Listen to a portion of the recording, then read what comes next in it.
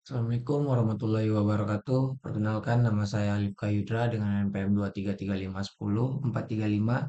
Di sini saya akan mengerjakan tugas pertemuan satu di kelas praktikum Big Data kelas 6B. Langsung aja. Di sini kita akan menjawab bagian 4 lembar pertanyaan. Ada dua soal, yaitu yang pertama berdasarkan teori 5V jelaskan secara spesifik sebuah contoh kasus nyata di industri perbankan atau e-commerce di mana perusahaan tersebut harus menangani perusahaan volume dan velocity secara bersamaan. Soal yang kedua, mengapa eksekusi data di memori atau in-memory processing pada Apache Spark. Nah, ini membuatnya jauh lebih efisien dibandingkan membaca langsung dari hard drive berulang kali. Nah, kita langsung aja jawab. Yang pertama itu di implementasi 5V. Sebelumnya, Big Data itu ada teori 5V, apa saja 5V itu seperti volume, velocity, variety, veracity, dan value. Nah, di sini pertanyaannya, eh, bagaimana menyelesaikan permasalahan di perusahaan, contohnya kayak e-commerce atau perbankan. Nah, kita langsung aja jawab. Contohnya kayak di Shopee atau Tokopedia. Nah, masalahnya pada volume itu biasanya setiap detik jutaan transaksi terjadi. Karena di detik yang sama pun bisa jadi semua orang ngeklik beberapa produk kan. Jadi setiap detik tuh ada jutaan transaksi yang terjadi. Nah, perusahaan harus menyimpan riwayat belanja atau data klik. Atau biasa data klik itu bisa disebut dengan klik stream. Nah, ini terus hingga lokasi GPS. Nah, ini pengguna kita harus menyimpan juga kayak lokasi GPS pengguna dari yang bertahun-tahun yang lalu untuk memetakan pola perilaku normal. Nah, ini juga untuk menghasilkan data yang berukuran petabyte. Terus kalau yang di masalahnya untuk yang velocity, nah ini contohnya kayak penipuan kan terjadi secara instan tuh kalau misalnya di e-commerce. Jadi sistem tidak bisa menunggu 1 jam untuk memproses data. Begitu tombol bayar diklik, sistem harus menganalisis data saat itu juga. Nah, dalam hitungan milidetik untuk menentukan apakah transaksi tersebut sah atau hasil curian. Nah, jadi itu permasalahan di antara kedua teori 5V tersebut, yaitu ada volume dan velocity. Nah, tadi itu ada dua masalah yang udah saya contohkan. Nah, penyelesaiannya bagaimana? Jadi kita tuh perusahaan harus menangani keduanya secara bersamaan dengan menggunakan teknologi seperti Apache Spark Streaming apa atau Kafka.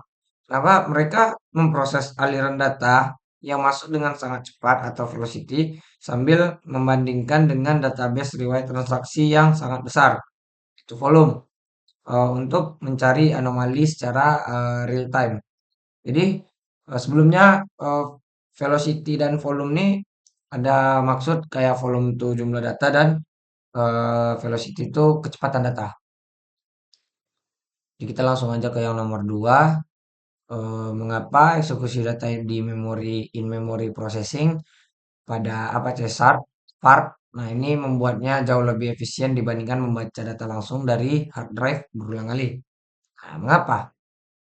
Nah, jadi kita bisa memberikan contoh analoginya kayak meja kerja itu sebagai RAM dan gudang sebagai hard drive ya.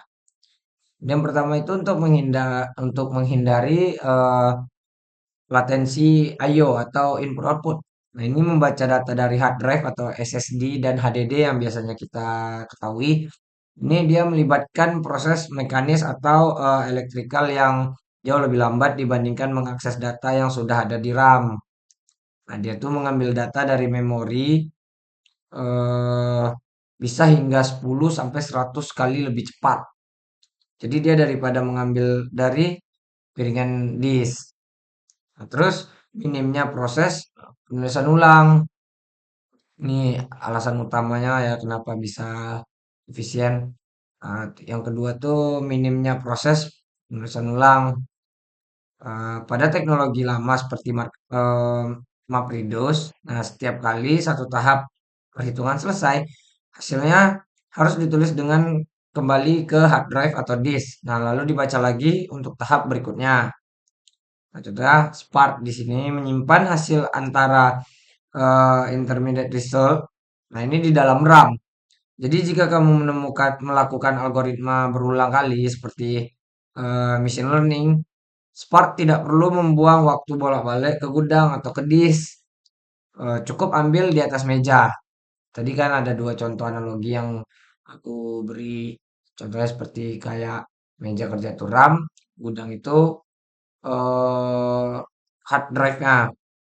Jadi dia tuh kita kalau mau melakukan algoritma yang berulang kali seperti machine learning nih, Spark tuh jadi tidak nggak perlu nih untuk bolak-balik ke gudang lagi atau ke disk atau hard drive.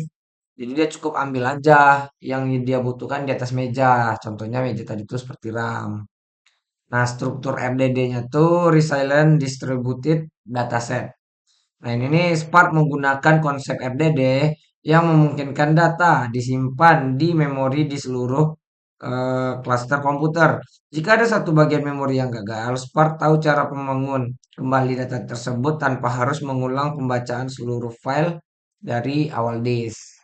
Nah, jadi itu jawaban yang bisa saya sampaikan dari dua soal tersebut. Jadi kalau ada yang salah, saya mohon maaf. Sama-sama masih belajar juga. Terima kasih. Assalamualaikum warahmatullahi wabarakatuh.